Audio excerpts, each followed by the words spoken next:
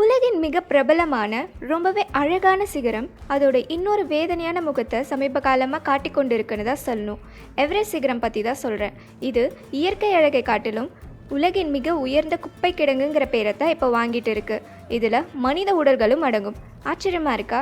அதை பற்றி தான் இந்த வீடியோவில் பார்க்க போகிறோம். வீடியோக்கு போகிறதுக்கு முன்னாடி இது போல் இன்ட்ரெஸ்டிங் ஃபேக்ட்ஸ் அண்ட் இன்ஃபர்மேஷன் தெரிஞ்சுக்க மிஸ் ஜிகே சேனலை சப்ஸ்கிரைப் பண்ணுங்கள். 1953 உலகத்தின் உயரமான சிகரம்னு எவரெஸ்ட்டை அறிவித்தாங்க. அப்போதிலிருந்து சர்வதேச அளவில் உயரமான மலைகள் ஏற விரும்புகிறவங்களோட ஃபேவரட் டெஸ்டினேஷனாகவே இது மாறிடுச்சு. ஒவ்வொரு ஸ்ப்ரிங் சீசன்லேயும் இந்த 30,000 அடி மலையை ஏற நூற்றுக்கணக்கான மக்கள் திரண்டு வருவாங்க. இதில் மிகப்பெரிய பிரச்சனை என்னென்னா அவங்க விட்டு செல்கிற டன் கணக்கு குப்பை மற்றும் மனித கழிவுகள் தான். சமீபத்தில் நேபாள அரசு 45 நாள் எவரெஸ்டை தூய்மைப்படுத்தும் பயணம் ஒன்றை மேற்கொண்டது. அந்த பயணத்தில் 24,200 பவுண்ட் குப்பைகளை மலையிலேருந்து வெளியேற்றியிருக்காங்க.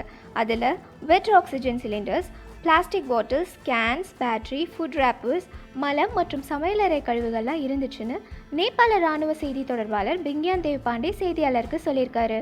மேலும் இந்த பயணத்தோட ஒரு பகுதியாக 4 மனித உடல்களும் மீட்கப்பட்டதாக அசோசியேட் பிரஸ் தெரிவிச்சிருக்கு.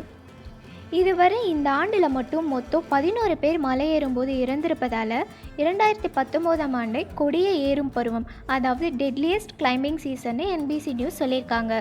இதனால் ஒவ்வொரு ஆண்டும் வழங்கப்படும் மலையேறும் அனுமதிகளின் எண்ணிக்கையை நேபாள அரசு கட்டுப்படுத்தணுமா, இல்லை மலையேற விரும்புபவர்களுக்கு போதுமான அனுபவம் இருக்கா இல்லையா என்பதை கண்காணிக்க வேண்டுமா போன்ற விவாதங்கள் இப்போ ஆரம்பமாயிருக்கு. மேலும் கழிவு மேலாண்மை முறைகளையும் அறிமுகம் செஞ்சுருக்காங்க. இது பற்றி கடந்த மார்ச் மாதம் நேபாள மலையேறும் சங்கத்தின் முன்னாள் தலைவர் ஆங் ஷெரிங் ஷெர்பா, காலநிலை மாற்றம் மற்றும் புவி வெப்பமடைதலின் தாக்கம் காரணமாக பனி மற்றும் பனிப்பாறைகள் வேகமாக உருகி வருது. மேலும் இறந்த உடல்கள் தற்போது ஏறுபவர்களால் கண்டுபிடிக்கப்பட்டு வருகின்றனன்னு செய்தியாளர்களிடம் சொல்லியிருக்காங்க. இதுவரை இல்லாத அளவுக்கு கடந்த ஆண்டு 807 பேர் மலை உச்சியை தொற்றிருக்காங்க. அதிகப்படியான எண்ணிக்கை ரொம்பவே அதிகமான வேஸ்டேஜையும் உண்டுபடுத்தும். இந்த வேஸ்டேஜ்லாம் எப்படி தடுக்கலாம், என்ன மாதிரி இனிஷியேட்டிவ் எடுக்கலான்னு எங்கள் கூட ஷேர் பண்ணிக்கோங்க. இன்னும் மிஸ் ஜிகே சேனலை சப்ஸ்கிரைப் பண்ணாதவங்க உடனே சப்ஸ்கிரைப் பண்ணுங்கள்.